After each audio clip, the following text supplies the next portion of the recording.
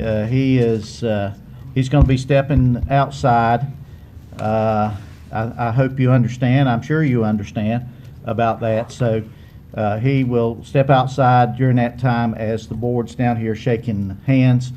But we're very, very happy to have him, and he's doing well, looking good and feeling good. Thank you. We're glad to have you.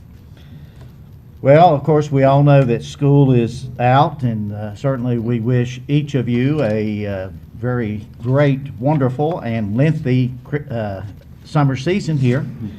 I started to say Christmas there. It's not quite yet, maybe 6 months. But anyway, this is going to be one of the long summers. Traditional schools don't start back till the 29th of August. So enjoy the summer that you have ahead here.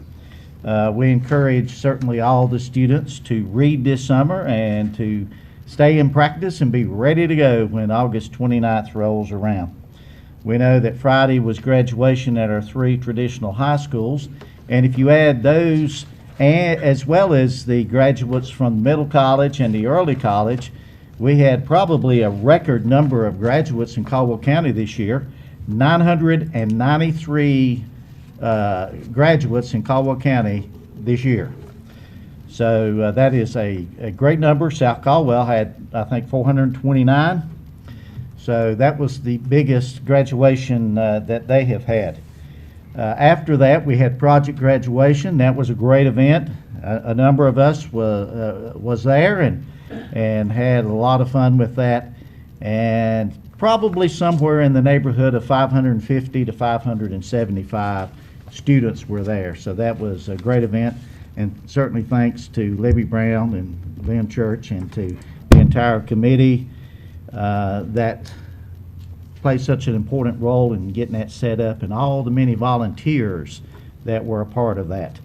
It is a truly great event, and everybody had a wonderful, wonderful time. At this time, I'd like to call upon fellow board member, Mr. Tim Hawkins, for our invocation for the board. Thank you, Chairman Pennell. And certainly, as Chairman Pennell has already mentioned, we have a lot to be thankful for here in Caldwell County. A great, successful school year, great graduation, and we are truly blessed. But as we pause for a moment of reflection, certainly want to remember those who have been affected in Orlando by the act of terrorism there, and let's remember all of them as we have this time together right now.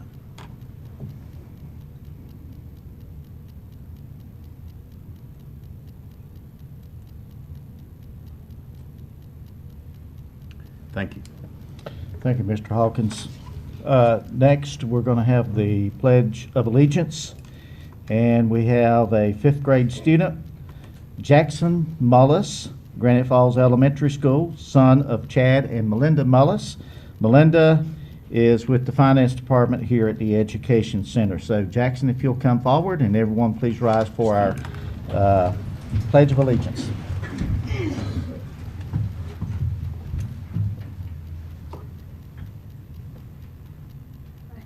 Allegiance to the flag of the United States of America and to the republic for which it stands, one nation, under God, indivisible, with liberty and justice for all. Thank you, Jackson.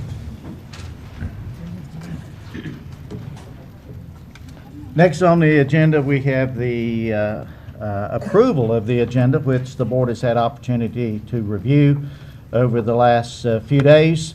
Do I hear a motion we approve the agenda as presented? I move that we approve the agenda as presented. Second the motion. All those in favor say aye. Aye. Any opposed? Motion passes.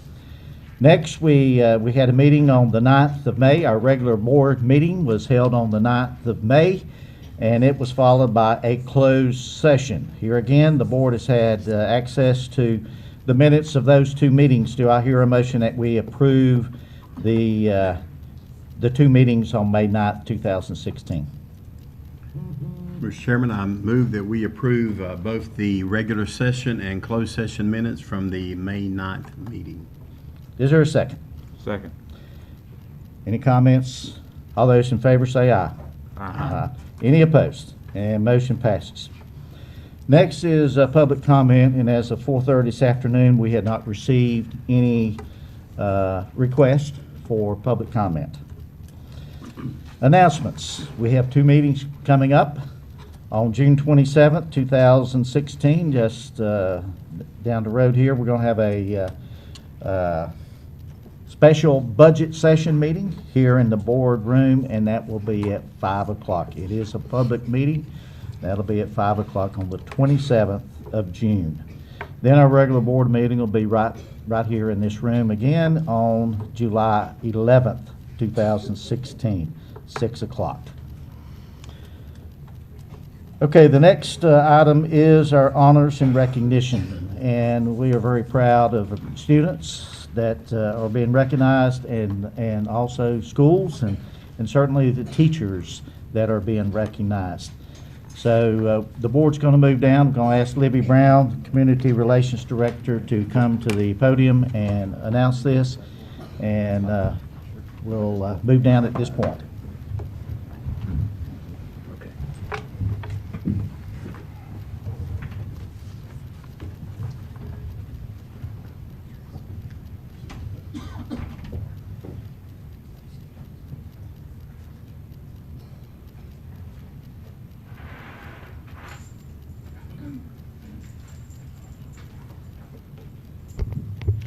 Chairman Pennell, board members, and Dr. Stone, it's always a pleasure to recognize students and outstanding teachers and principals and others in the Caldwell County school system.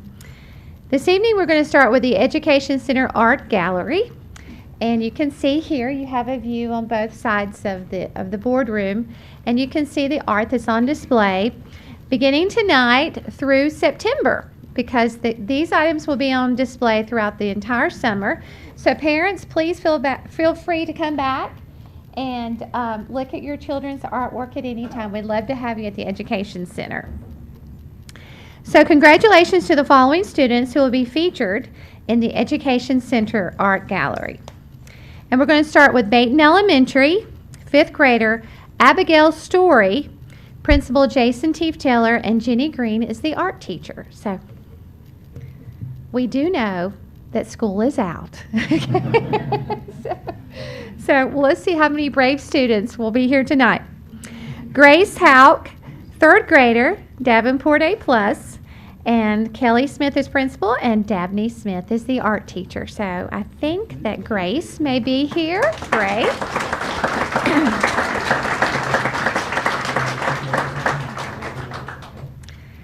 Okay, we have Joel Briones, 2nd grader, Davenport A+, and I'm not sure if, oh yes he is, yay Davenport.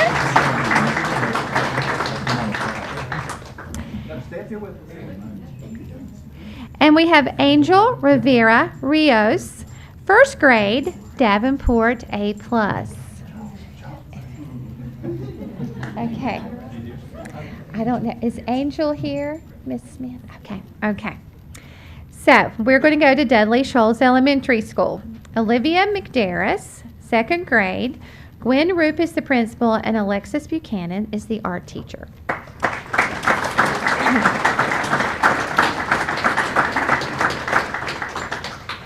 Avery Kirby, 3rd grade, Granite Falls Elementary School. Chris Green is principal, and Pari Sadiga is the art teacher.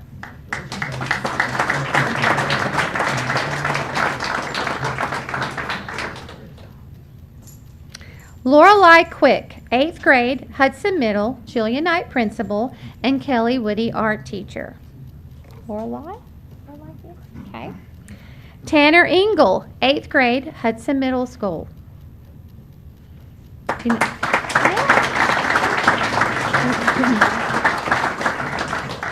And we have Bailey Smith, 2nd grade, Sawmills Elementary, Courtney Wright principal, Brad Wright art teacher.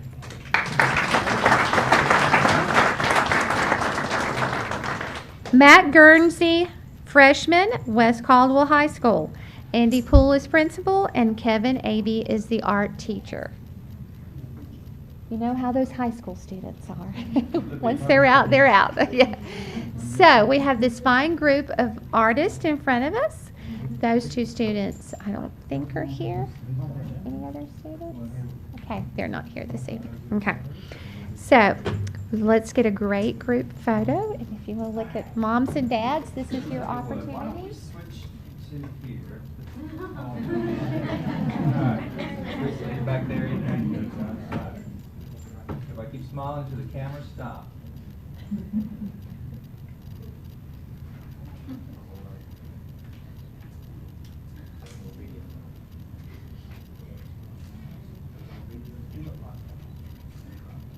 Hang on. Hang on.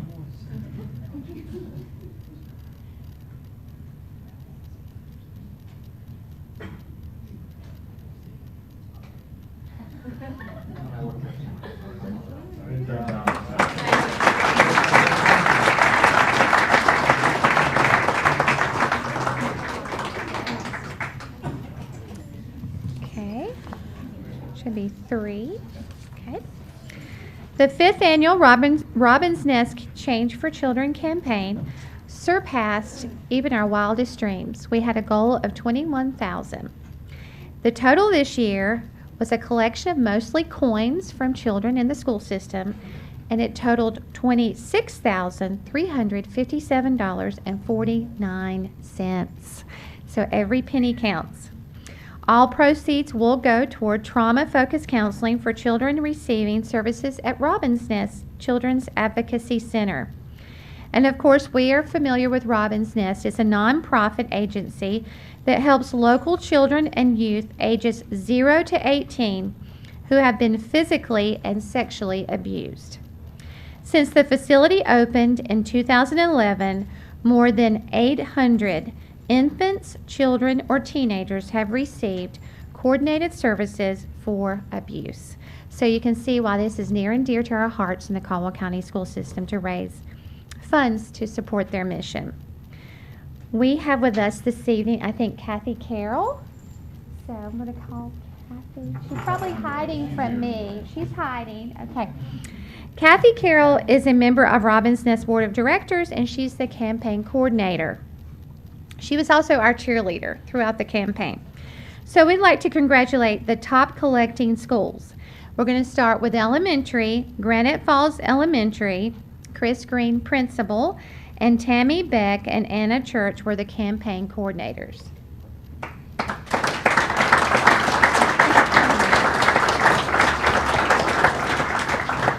Okay.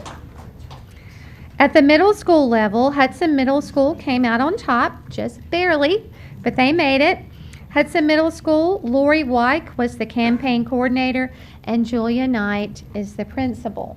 I'm not sure. I don't see anyone here from Hudson Middle. Saving. Okay. And South Caldwell High School, Karen Isbell is their cheerleader, and she's been doing this for years. And Mike Peak is principal. So Julia Hall, assistant principal, is here to receive this for South Caldwell High School.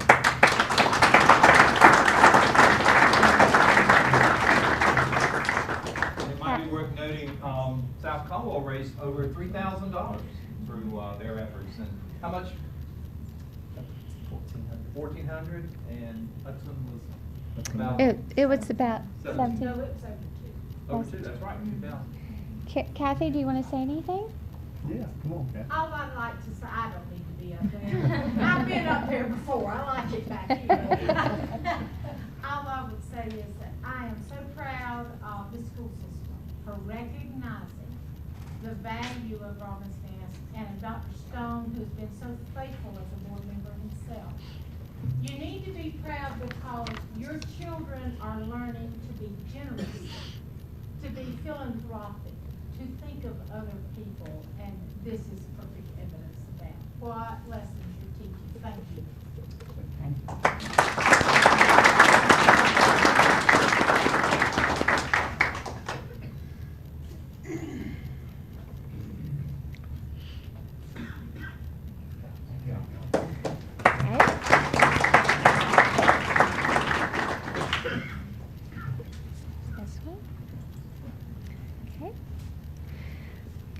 Last month, we recognized our superior choruses, and we have one chorus, High Brighton High School, received 2 superior ratings at the Music performance adjudication, and Mrs. Lowe was not feeling well. So I promised her we would make sure she was recognized and received the honor that she deserved.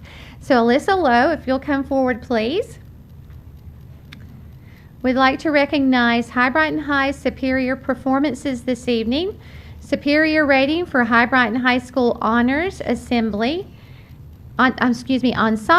and superior rating for the High Brighton High School Concert Choir Combined Chorus. So it's a great honor to have a superior rating, very competitive, and we're very proud of you. So let's congratulate Mrs. Lowe and High Brighton High.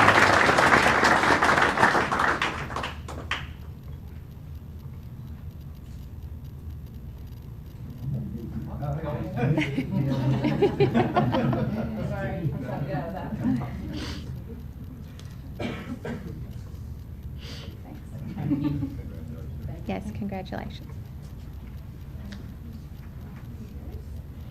Okay. Congratulations to the 2016 Excellence in Education Award winners. Selected by their peers at the school level and interviewed and selected at the district level to represent different employee career fields throughout the school system. Described as some of the best among us, we would like to congratulate the following. Bus Driver of the Year, Terry Henthorne, High Brighton High School. Don't see Terry. He cannot be driving a bus this late at night either. It's 7:20. Okay. Assistant Principal of the Year, Julie Hall, South Caldwell High School. And we know Julie is here.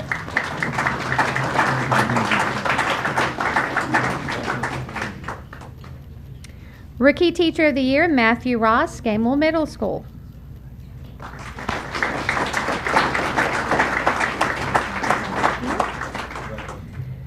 Associate of the Year, Laura Starnes, Dudley Shoals Elementary. She's not here, but Gwen is. Instructional Assistant of the Year, George Wilson, William Lenore Middle School. Entourage.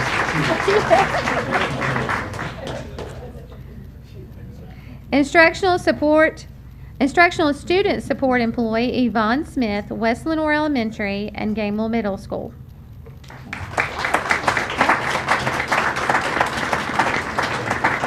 Pardon? Principal of the Year, Chad Smith, Happy Valley School.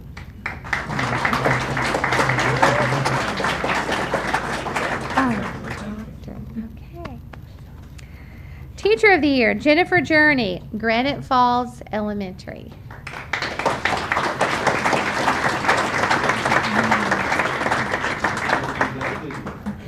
And I kept saying, what are you saying, Dr. Stone? And we have another doctor in our midst. So it's Dr. Yvonne Smith. So we're very proud of you for that recent advancement that you've earned. And Principal of the Year, Chad Smith.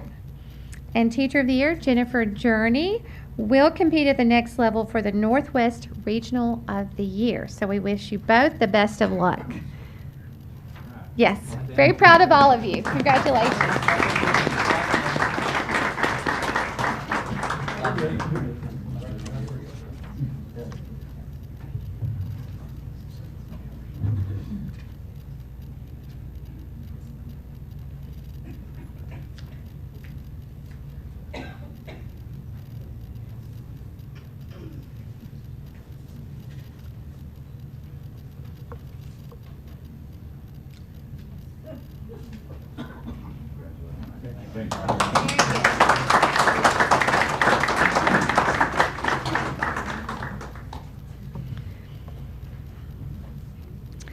And the last two I'm going to kind of combine together because they're so interconnected.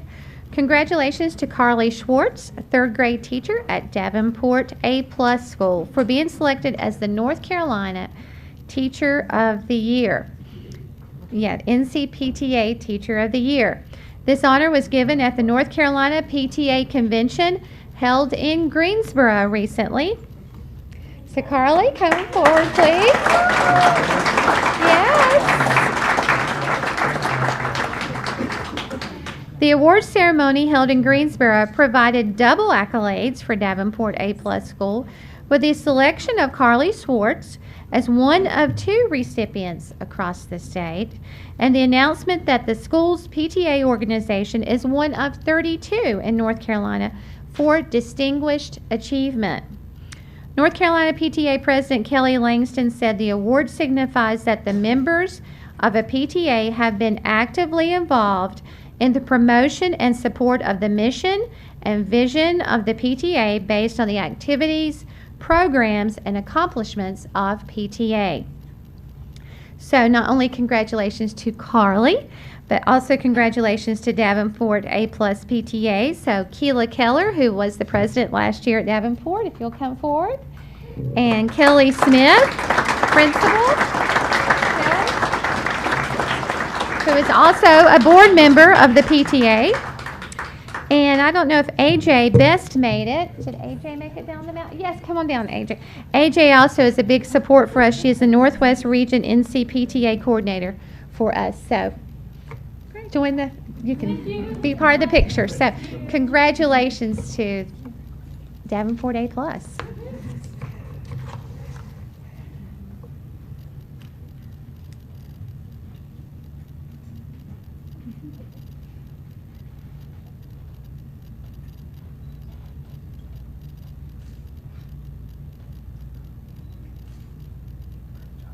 Proud of you guys. Thank you.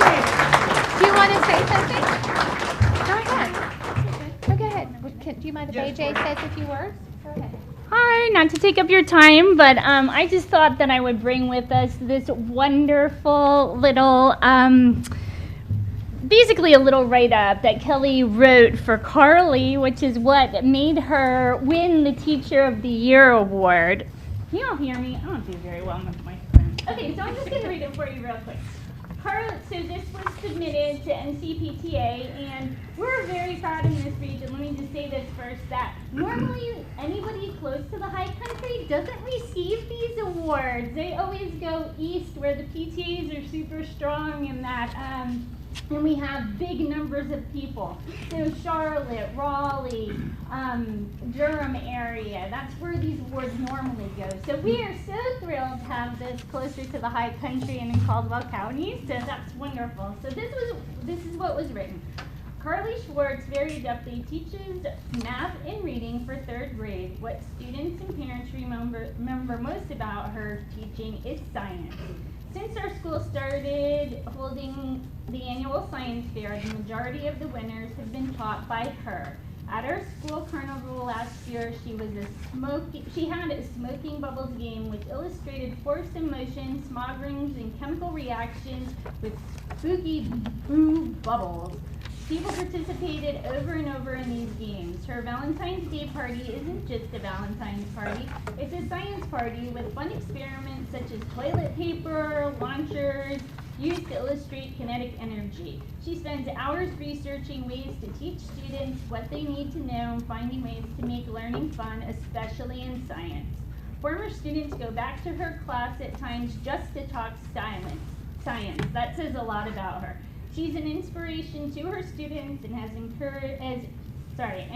encouraged a love for science, not only for the students, but for the parents as well. She is a champion for all students. So congratulations, Davenport.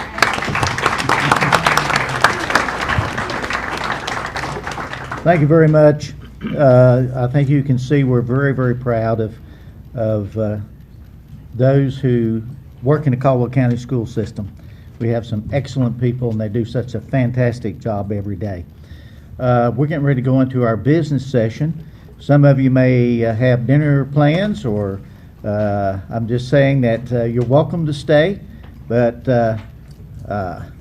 if you choose to leave, now would be an appropriate time. But thank you so much for being here, and certainly have a great, great summer.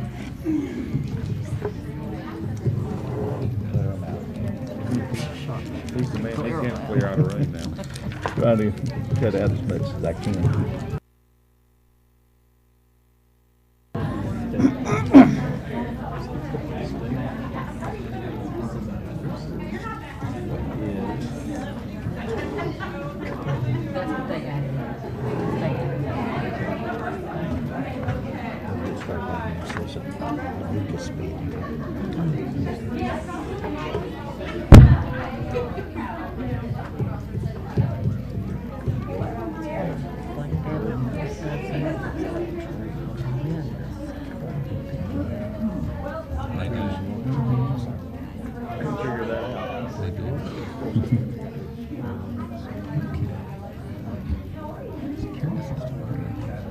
That's good.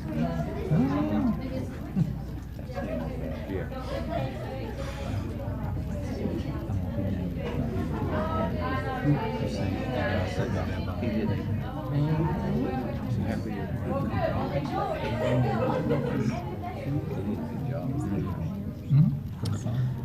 At this time, I'd like to recognize Guy Lucas is here for the news topic tonight. Is that you going to be there on a regular basis, Guy?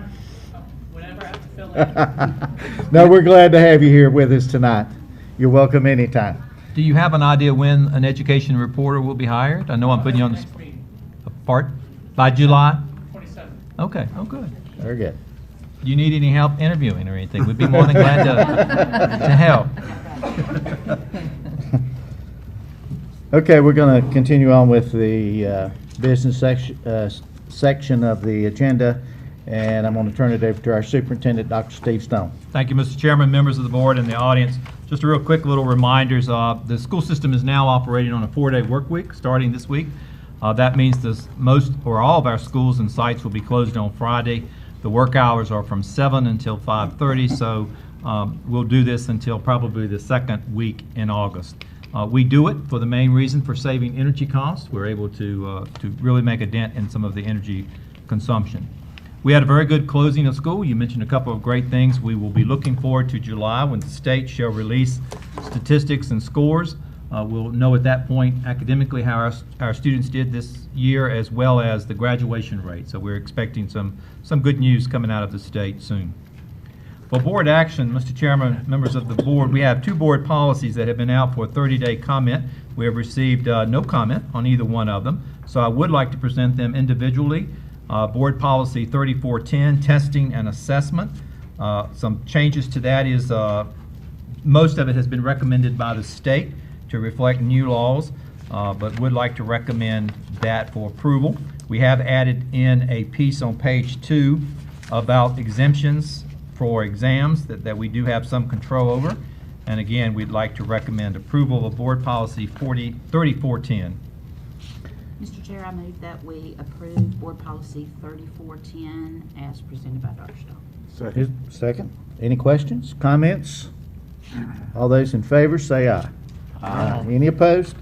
Motion passes. Thank you. The second policy is 4400, and this policy has to do with attendance. We have made some modifications. We've taken some language out of the original policy to reflect some decisions and some recommendations from the principals.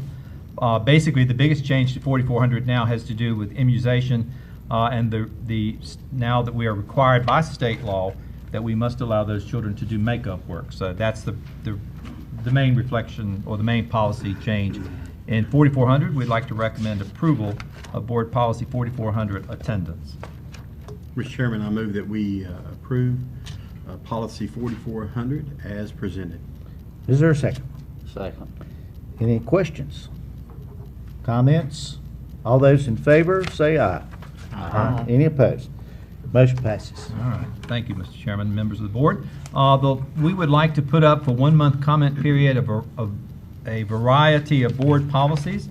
These, again, if anyone remembers, we are working with the North Carolina School Boards Association, and they are helping us to keep our policies up to date and current to reflect state law and federal law.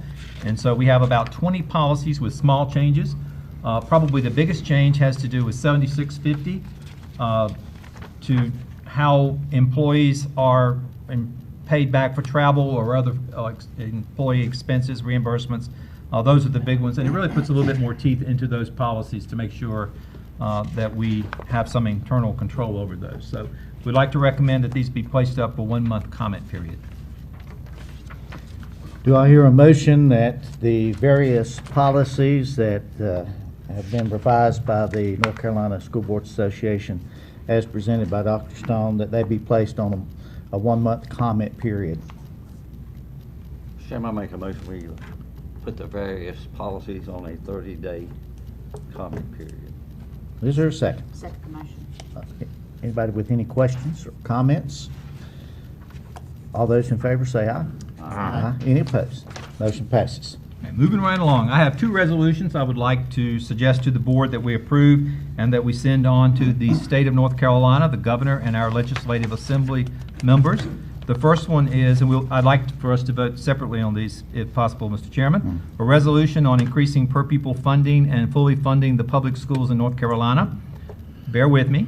Whereas the North Carolina Constitution includes an obligation to provide a sound basic education to all school-age children in our state, acknowledge the talent and ingenuity can be found amongst all our children, and whereas public education is the cornerstone for our democracy and economic future, and whereas inflation-adjusted per-pupil spending is still below pre-recession levels, whereas in 2008, North Carolina teacher salaries ranked 25th in the nation, but have fallen to 46 in the 2014-15, and whereas that despite research showing cost-effectiveness of pre-K services, the North Carolina General Assembly has cut funding and reduced the number of state-funded pre-kindergarten seats by 5,400 since 2008, resulting in continued waiting lists. I guess, Teresa, you'd know about that.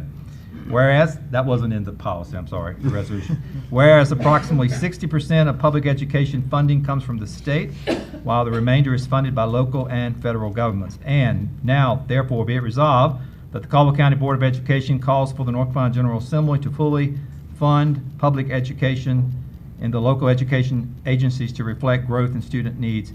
And the school board calls upon the General Assembly to reinstate K-12 enrollment growth ADM funding as part of the continuation budget. And the school board calls upon the legislators of both parties to reject the trend towards shifting education spending to local counties. And the school board calls upon the General Assembly to raise additional state revenues in an equitable fashion in order to avoid regressive tax shifts to the counties. This approved on the 13th day of June. Do I hear a motion that we approve the resolution on increasing per pupil funding and fully funding public schools in the state of North Carolina?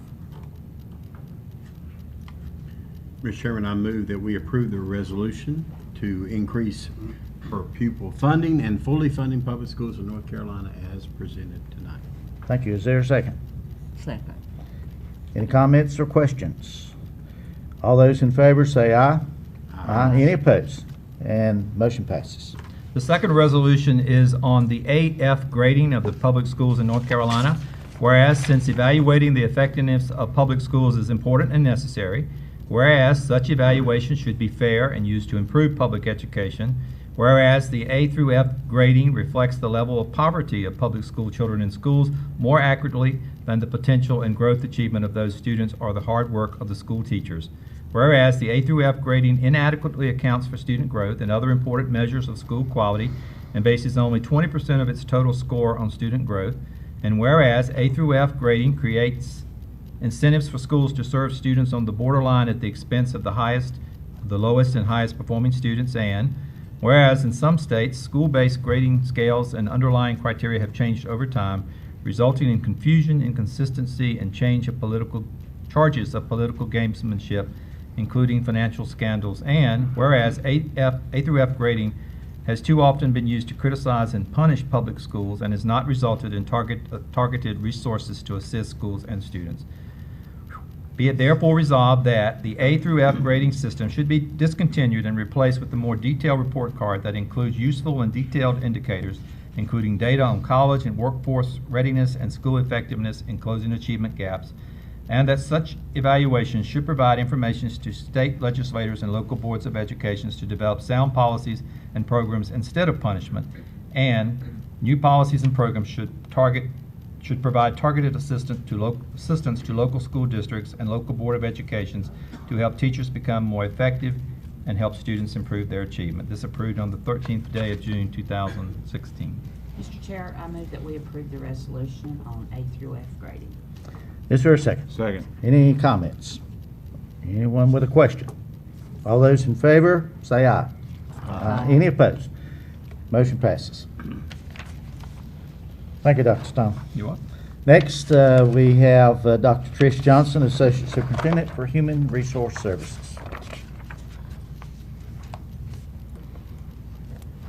Mr. Chairman, members of the board, and Dr. Stone, I have 3 items for your attention this evening, beginning with Exhibit 5. Exhibit 5 includes usual and customary personnel items that are provided to you for your information only. In Exhibit 6, you will find usual and customary personnel items requiring action. I respectfully recommend approval of these items as they have been presented to you. Do I hear a motion that we approve the usual and customary personnel matters as Dr. Johnson has presented? Mr. Chairman, I make a motion we approve the usual and customary personnel matters as Dr. Johnson has presented. Second. Any comments, questions? All those in favor say aye. Aye. Any opposed? Motion passes. Thank you. And Exhibit 7 includes student transfer request for the 2016-17 year. Since your last board meeting, we received a total of 78 transfer requests, with 72 meeting established criteria. I respectfully recommend approval of the 72 that meet criteria. If approved tonight, that brings our total 2016-17 student transfer requests to date to 333. I respectfully recommend approval. Do I hear Chair, I move that we approve the 2016-17 student transfers as presented. Is there a second? Second. Any questions? All those in favor say aye. Aye. Any opposed? Motion passes. Thank you, Dr. Johnson. Thank you. Next, Dr. Carol Burns, Associate Superintendent for Educational Program Services.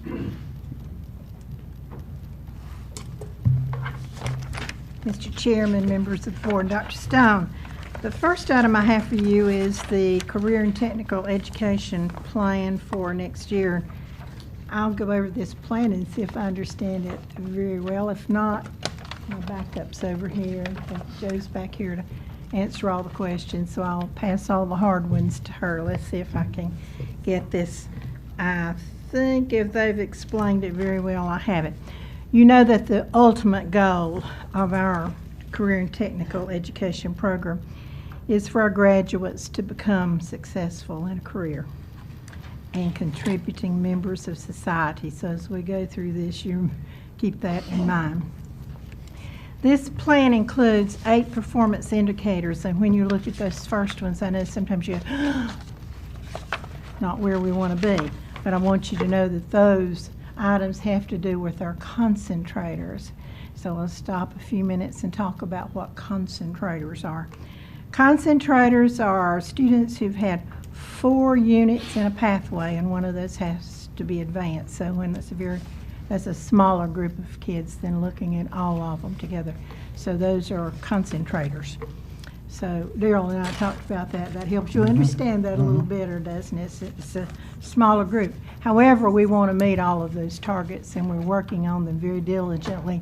The 2 we probably are working the hardest on is the reading and the math, because that's really cornerstones, but that is a particular group of students. This plan includes 8 performance indicators as required by the Carl D. Perkins Act of 2006, and it includes a number of things I want to point out to you. We do have Project Lead the Way in all of our K through 8 schools, in our middle schools, 1 traditional high school, and the middle college, and we'll keep moving that as best we can.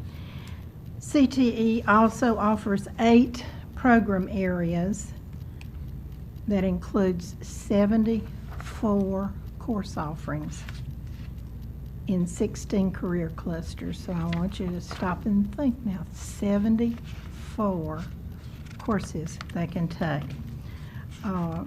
We have honors credit for 4 of the course, and 4 of the courses are eligible for AP credit. That is also very, very important. We have an articulation agreement between us and the community college allowing for 18 courses.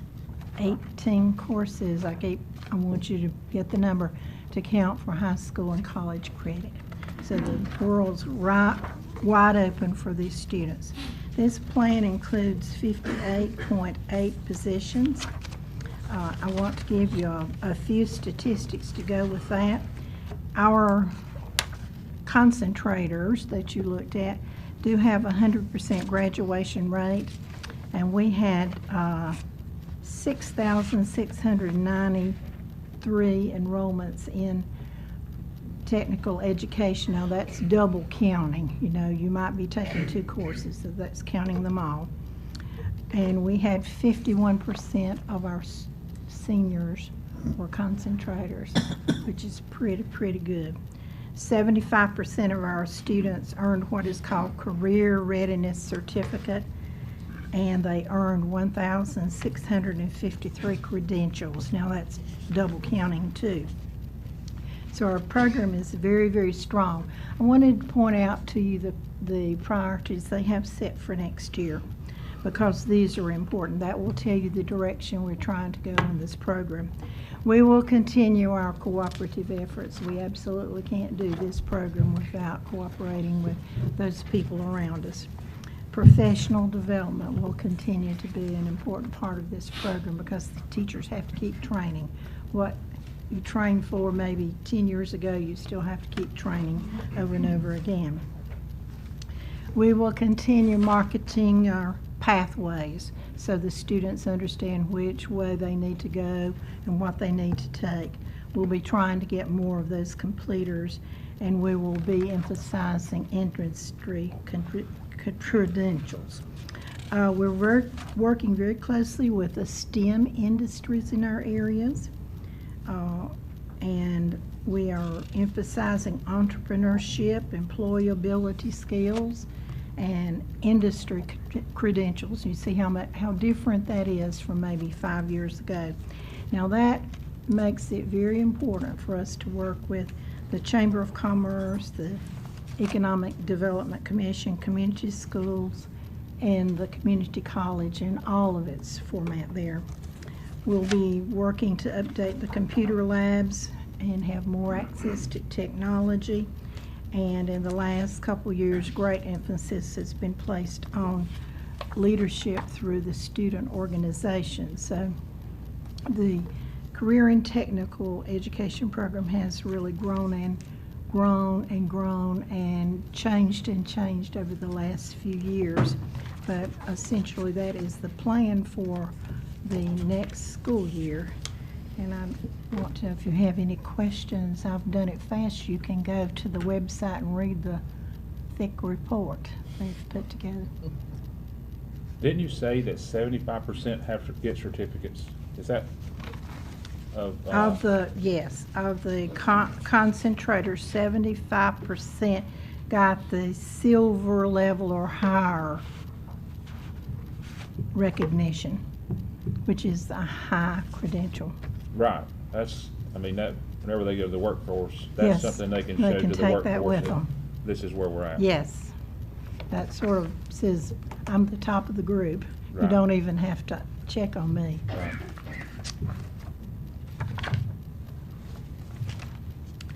We respectfully request that you approve the plan as presented by the Career and Technical Education Department.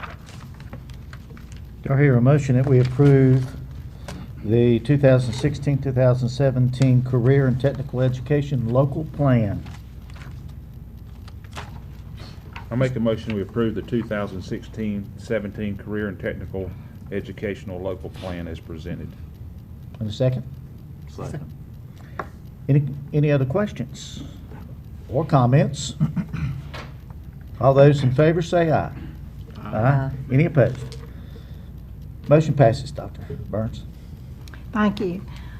Right, the second plan that I have for you is the Academically and Gifted Program Plan, AIG, as you know it, for 2016 to 2019. Dr. Blair's here, so if I mess up on this, she's going to answer all the questions for you. They have 6 standards that they have to follow, and their plan is very well developed. They've spent many hours on it too. So I want to highlight some of these for you and explain a little bit about this program that we've worked and they have worked diligently to improve.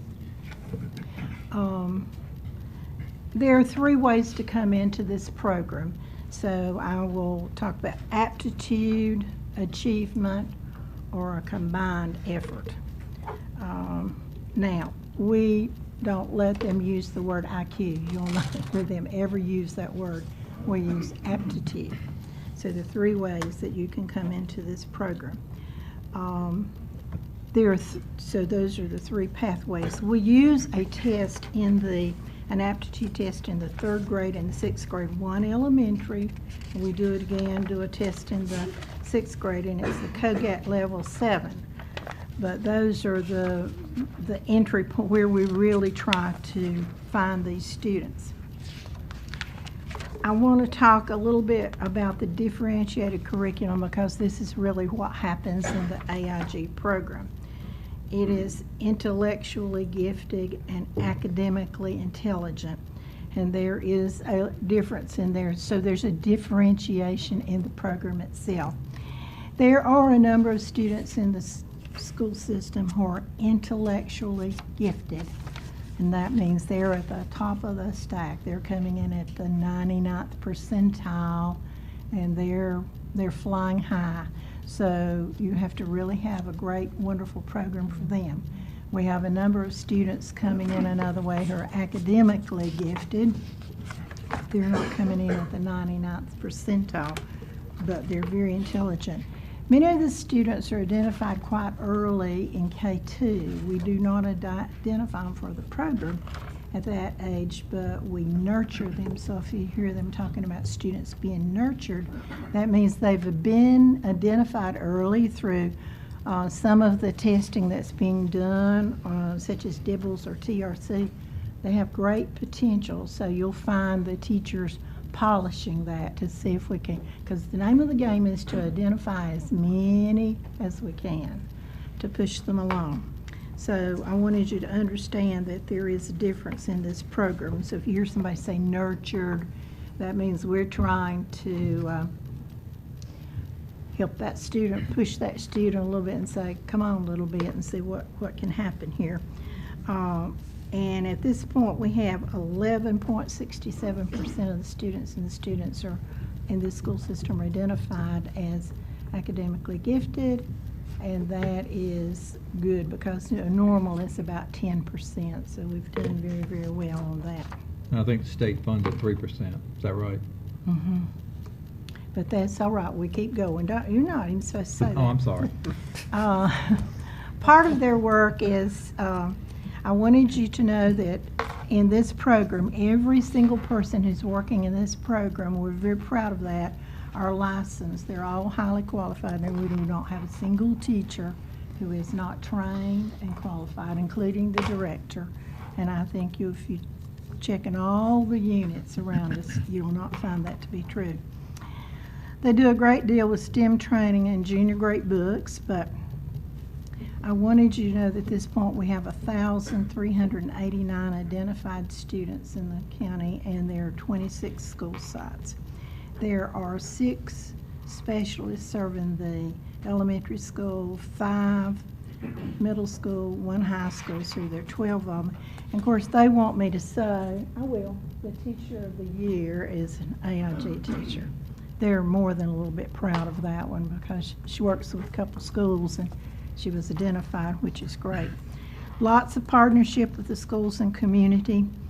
Lots of things they work on, particularly the last few years they've worked on governor's school, and you'll keep hearing them push that and push that. We're trying to get as many students as possible into the governor's school. And by the way, we do pay for that.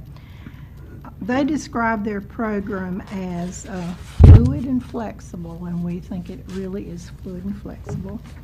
And one of their goals is definitely to serve the underserved population. So they work with Jamie Engel and others in the school system to make sure that we reach out to all of the students in the school.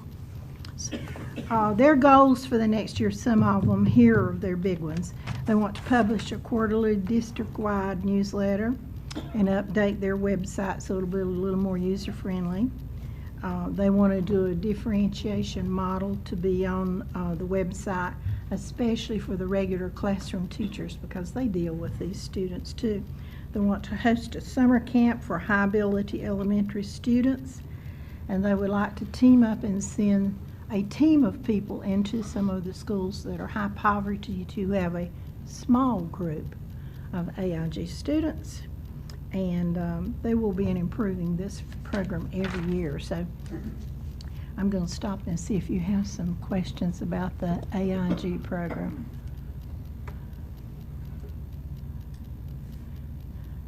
Someone asked me today, we were talking about intellectually gifted, and we sort of made it a joke, but it isn't, that if you watch Big Bang Theory and you've watched Sheldon, there's you an intellectually gifted one, but you also know that he needs a little help with getting along with other people. He is very intellectually gifted, but he has a long way to go in getting along with Penny and Howard and everybody else in that particular thing. So that helps you understand some of the things that the teachers deal with. So it's a well-polished program, but we're working hard. I think we recommend that you approve their plan for 2016 through 19.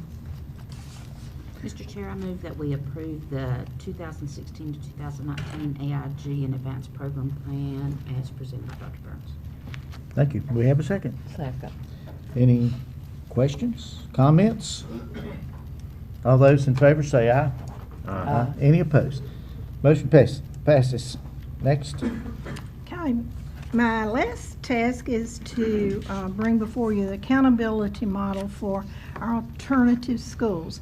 Now, our two alternative schools, Horizons and Gateway, in doing their accountability, they can choose the model they want to be, you might as well say, graded on. They can do the same thing the other schools do. That's very difficult for them to do. They can return their data back to the school where the students have come from. They may propose their own accountability model, and we've looked at that. We may do that in the future. The one they have selected for this next year is what we call option C, and that's the progress model. In the progress model, all of their scores are taken in consideration. 20% is done on what is called student persistence, or did the students stay in school. 20% on achievement, 60% on growth. The regular schools would love that one, wouldn't they? They would love that one. And their ratings come out either as progressing, maintaining, or declining. That's the way they don't get an A, B, C, D, F. They get one of those. We recommend and request that you approve their choice for an accountability model. Okay, do I hear a motion that we approve the 2016-2017 local accountability for Horizons as well as Gateway schools? Mr. Chairman, I'll make a motion we approve the local accountability for 2016-17 for Horizons and Gateway. Second. Any questions or comments? All those in favor say aye. Aye. Any opposed? Motion passes. Thank you very much, Dr. Burns. You didn't need your backup help at all, did you? They were there. Okay, next we have Dr. Jeff Church, Associate Superintendent for Auxiliary Services.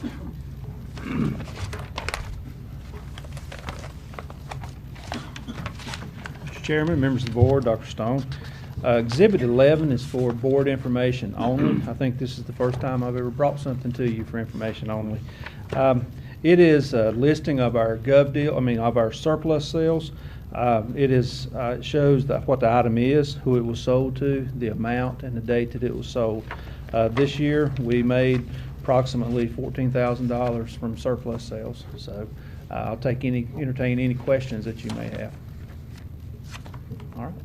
2003 Dodge van. Is that the one we were looking for that day? No, but that one's coming up soon. Good. We'd be lucky to get that much for that. Thank you, Dr. Church. Next, our Director of Finance, Mr. David Johnson.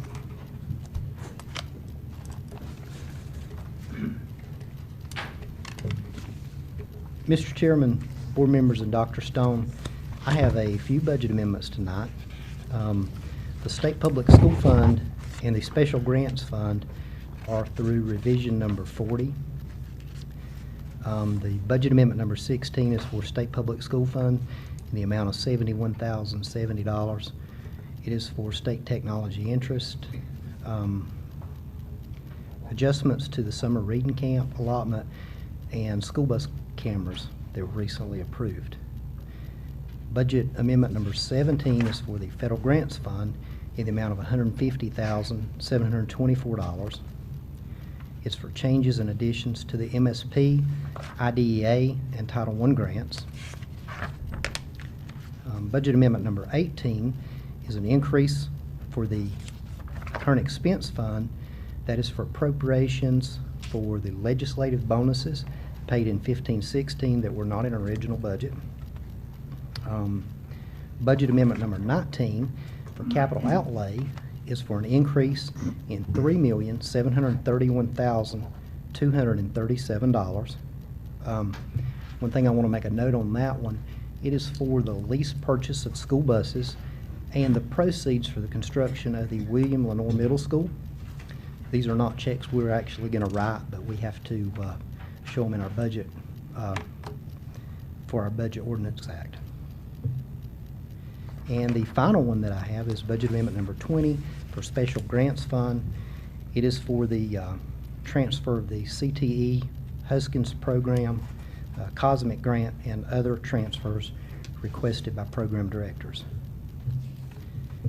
If approved tonight, this will bring the total budget to Caldwell County Schools to $121,175,161.54.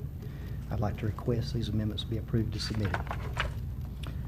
Do I hear a motion that we approve the State Public School Fund, federal grants, current expense, capital outlay, and special grants fund as presented by Mr. Johnson?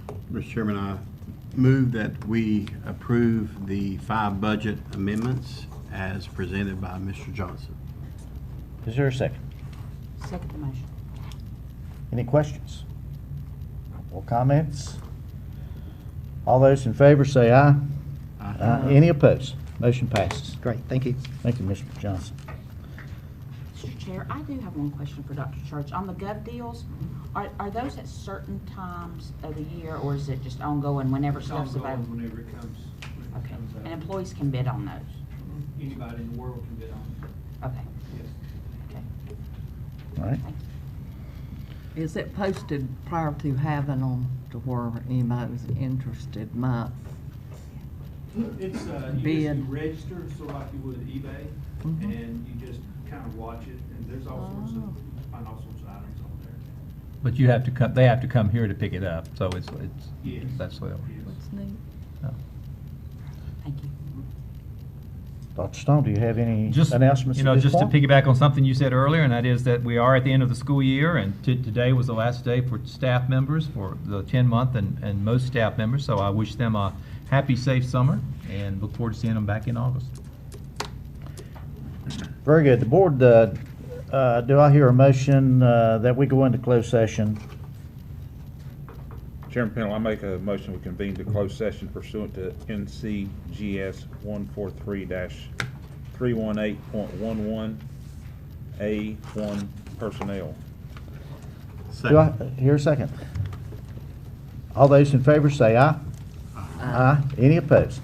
Motion passes. Board will go into closed session, and I expect when we get back, there will be some action. So we'll be back shortly.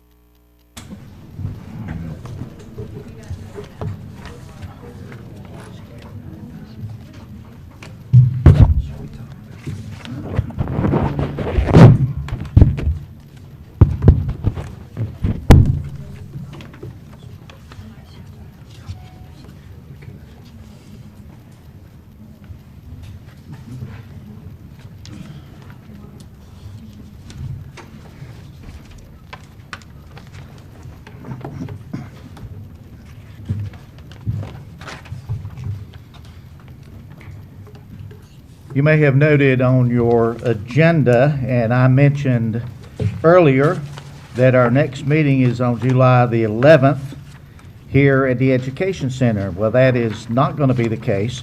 Actually, our next meeting on July the 11th will be at the Early College High School. There's going to be a recognition of 10 years of the Early College High School, recognition of the county commissioners that were a part of that, and also an opportunity for the school system to recognize Dr. Boham and the wonderful collaboration that we have had over the years that he's been the president at the community college. And since we're going to be there, we're going to have our board meeting there in the cafeteria area at the Early College High School, and that'll be on July the 11th. I think the reception is at 5, and the meeting will begin at 6 o'clock that night. The next thing here, just for board information, I think everybody got the superintendent evaluation instrument, and it's that time of the year, so you need to be working on that. I would ask that you get that finished and back to me by the July 11th meeting, if you possibly can.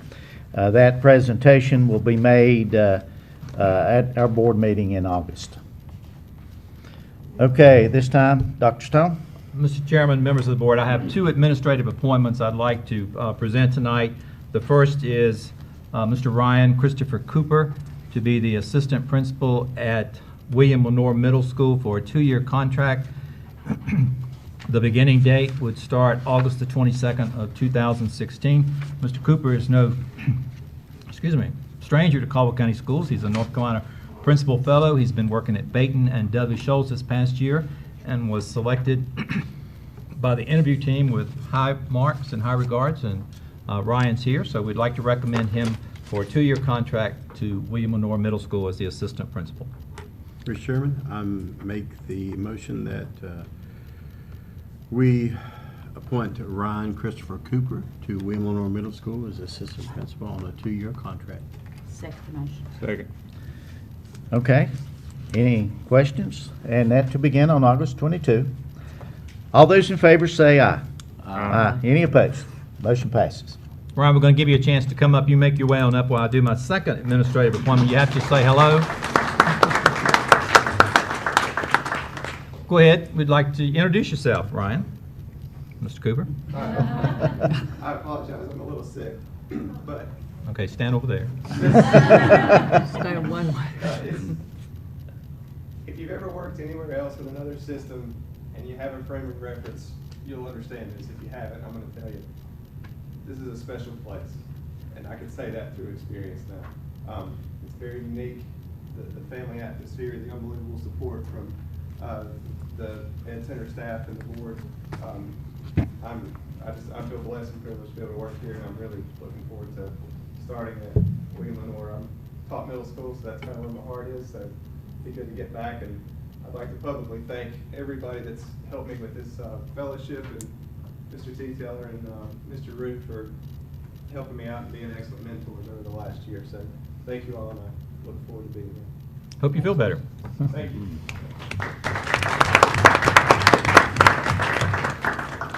Mr. Chairman, members of the board, the second administrative transfer is Mr. Bill Schreiber, who will be transferred from Granite Falls Middle School principal to Gateway School. The effective date the effective date will be July 1 of 2016, and that will be to complete a term of his current contract until 2019. Do I hear a motion that we approve the transfer of Bill Schreiber to Gateway School effective July 1, 2016, and that will be until the completion of his contract? Chairman, I make a motion we move Bill Schreiber to Gateway to complete his contract 2019. Is there a second? Second. Questions? All those in favor, say aye. Aye. Any opposed? Motion passes.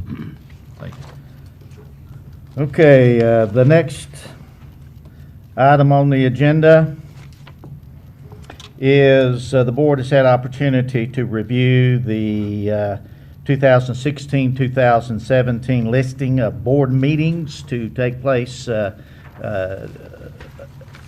the next school year. Do I hear a motion that we approve the meeting schedule as has been presented? Mr. Chairman, I move we approve the meeting schedule as presented. Is there a second? Second. Any comments or questions about any part of that? All those in favor say aye. Aye. Any opposed? And motion passes. I noticed the community meetings have been changed. You want to mention that? Yes, rather than community meetings as we have had in the past, we're going to do that a little bit differently. Next year, we're going to have walkthroughs in the various communities. I think our first one is going to be on October 31st, and that'll be the South Feeder Schools. The board will meet at 8 o'clock in the morning, and we will travel to those various schools until 1 o'clock and seeing those various schools and what's going on in those schools, and then have a brief time to meet with the public at the last school, which in this case will probably be South Caldwell High School. And then our next one will be at High Brighton on January the 30th, same schedule, ending up at High Brighton High School. And then finally on March the 20th, the West Feeder Schools, and that will be from 8 to 1, and that will wrap up at West Caldwell High School as our last stop. And that will be an opportunity at those high schools at our last stop for them to come and to speak with the board and talk with the board about whatever issue they have. So we're going to try that this year and see how that works out. We think that's going to be a pretty good plan, and we think the principals will probably maybe like that a little better. Anyway, we'll see how it works. Any other comments or questions? Anybody on the board? Everyone have a great summer, and we will see you at the next meeting. Mr. Chairman, I move we adjourn. I was going to ask. I was going to say that next. I had not forgotten that. Do we have a second? Second. All those in favor, say aye. Aye. No, I had forgot that.